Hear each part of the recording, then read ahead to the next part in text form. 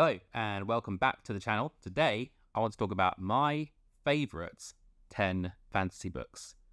Now, a few ground rules before we start. First of all, this list is in no particular order. Second of all, I am more than happy to pick a single book from a series. I'm not putting series in the list. If there are 2 books I like from a series, I'm putting both in and they're just going to take up 2 slots. Also, these are not necessarily the best fantasy books. These are my favourites. I am a strong believer that there is no objective quality of art, that art is all about vibes, and these books really vibed with me. So there we go. Those are the things you need to remember. So if you want to find me in the comments, I'm up for the fight. Let's throw down. To start, I wanted to start with an absolute classic and one that really doesn't need any introduction nor any comment on it really. It's obviously The Hobbit by Tolkien. This is my 2nd edition Hobbit. When I bought this, the cover was completely taped and the tape had aged and had browned and was flaking, and I thought I could be clever and remove it with a hairdryer and with hair straighteners, and I ended up removing most of the cover while I was at it. But my mum is an amazing artist, and she actually managed to fill in the gap. So it's basically, unless you're looking for it, you couldn't really tell. She's done an incredible job there. So I'm very grateful to my mum. So The Hobbit, everything there is to say about The Hobbit has been said. I'm just going to say, from my perspective, this was the first fantasy book that I read when I was 8. In fact, still got my first copy right here, and you can see on the inside my terrible young handwriting, which is very cute. It's an interesting experience revisiting The Hobbit after you've read Lord of the Rings, and also if you've read The Silmarillion or all of those. It's interesting to see how Tolkien's mythology was developing at the time, and it kind of feels very different. But for me, I love that whimsical feeling, and I'm just sad we never got to see the Del Toro film. I think that would have been incredible. Now, speaking of other books to get out of the way, the next one on this list is A Game of Thrones. This is the 1st edition paperback, actually, from the US.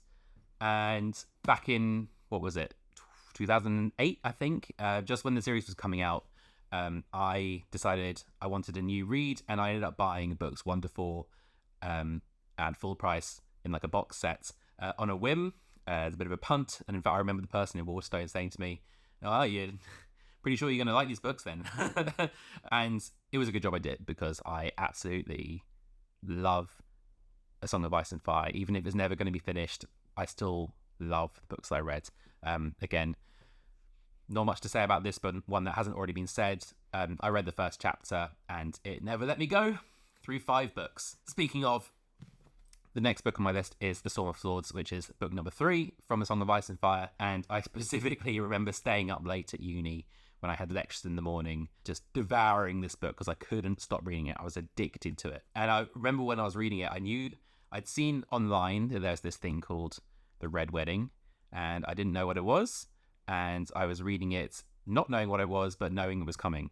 And that sense of anticipation and excitement and dread as I was reading this book, knowing that something bad was coming. I'm never going to forget that. George R.R. Martin, you are a sadist and a genius. So next on the list, so they're all down here because I'm just having to lean down. Okay, next on the list is Equal Rights by Terry Pratchett. Now, everyone who knows me personally knows how much I love Terry Pratchett. He is my favourite author, and I think this is my favourite book by him as well. Now, this was actually one of Terry Pratchett's earlier Discworld books. It was the 3rd one he wrote, and a lot of people say that early Discworld was still kind of finding its feet and the later books got better, and I'm tempted to agree, but there was something about this one that really spoke to me when I first read it, and I've read it a number of times since then. It has everything I'm interested in. It has feminism, it has witches, it has walking into animals like in Game of Thrones, it has magic schools, it has incredible world building, and most of all, it has Sir Terry Pratchett's incredible humour. I don't remember ever reading a book that made me laugh as much as this one, possibly another Terry Pratchett book. might fit that bill. If you want an introduction to Terry Pratchett, this would be the book I would recommend. Going straight to another Terry Pratchett book.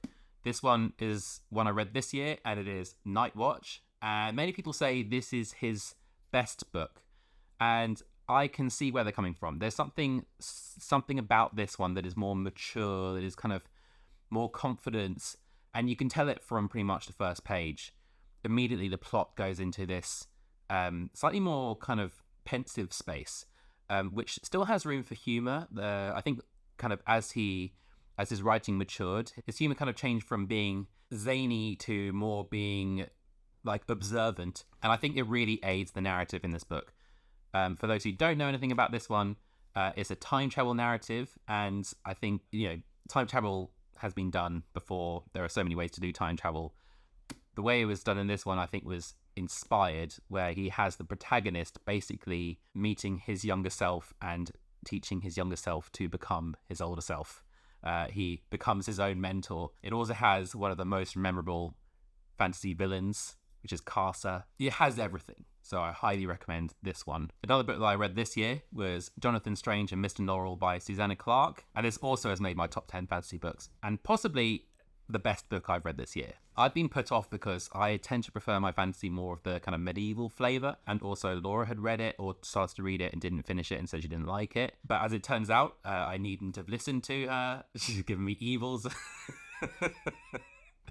I needed this book in my life. It is incredible. I love it so much. As I mentioned, it's not a medieval fantasy. It's actually set during the Georgian era, where English magic is making a revival under the tutelage and direction of a man called Mr. Norrell. The book has a more of a soft magic system, so it's kind of built more around like ideas and pictures. To give you an idea what I mean, there's this scene which I always mention when I'm trying to kind of explain how this book feels, where there's a character who makes a book swap places with its reflection in a mirror, and the idea that then your hand is passing through the real book, but the actual physical book is in the reflection of the room. I mean, that blew my mind when I read it. I just thought, how do you even come up with something that interesting? This has also got an incredible villain, the gentleman with the thistledown hair, who is incredibly malevolent and interesting and so well realised, and I think he's a really good foil to the main characters. And on top of that, it's a beautifully written book. It is written in almost like a pastiche Gothic literature style, which really lends well to the era and the narrative. Don't take my word for it. My mum read it, and she never reads fantasy, and I inspired her to read it, and she loved it too. She also loved another book that's on my list, which is Piranesi, also by Susanna Clarke. This one is completely different, but it is just as good. It is written in a diary form by the main character, and so the style is the thing that's most different. It's not that Gothic literature style. It's written in the style of how the main character would write, and it's kind of like a very whimsical, naive way, and it kind of shares some similar ideas, kind of more of the figurative imagery. I think the house in this book you could compare it in some way to the Land of Fairy. The main character is missing a lot of his memory, and as he kind of recalls certain things through his diaries, the plot also then unfurls, and the way that is built is masterful. So highly recommend Piranesi as well. Laura, what's this doing here? Couldn't possibly comment. Okay.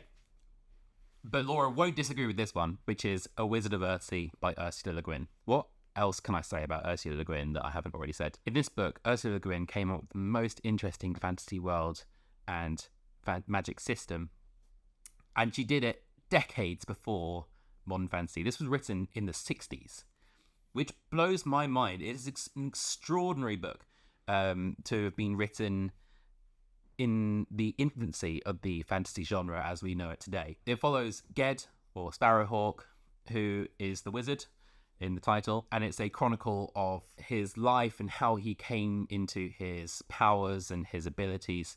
It has a magic school in it. It has a magic system involving having power over things by knowing their true name. It's a really short book, so if you haven't read it, it's not going to take you much time, and you're going to love every second of it. Another book that has a magic school and a magic system built around knowing the true name of things is The Name of the Wind by Patrick Rothfuss. At the start of the video, I said that I'm not looking at series, I'm looking at individual books, and that's the only reason I can include this book in this list, because I absolutely hate its sequel. I am fairly conflicted about what the sequel says about the book it succeeded. Patrick Rothfuss is an incredible writer, and this is another great book of dark academia, but he also has a separate magic system called Sympathy. I just thought it was a really clever system and beautifully written. Okay, last book. The book I most recently read in this list, it is Last Argument of Kings by Joe Abercrombie. Again, we're talking about a trilogy here. This is the last book in the trilogy. I didn't include The Blade Itself or Before They Are Hanged in this list. The Blade Itself is a bit of a slow start, and Before They Are Hanged is a good book, has a really gutsy end, but the end is kind of so gutsy that it kind of made me feel quite unsatisfied by the end of it. But everything, all the promise from the first two books lands in The Last Argument of Kings. None of the characters are safe, which in some senses is a shame for them, because we've grown to love/hate them over the course of the first two books. Some characters do seem to get their just desserts in this one, which I really enjoy. There's a packaged rising sense of dread, which might not sell you on it, but just give it a go. It's the ultimate grimdark tale, and I highly recommend it. So those are my top 10 fantasy books. Hopefully there was something in there that you might not have read before and fancy giving a go. If you do read any of the books in this list, then do let me know. Also, let me know what your top 10 is. I would be very interested. Darling, I need you to do... Like and subscribe. It does us all a huge favour. Yes, please. And go buy a book.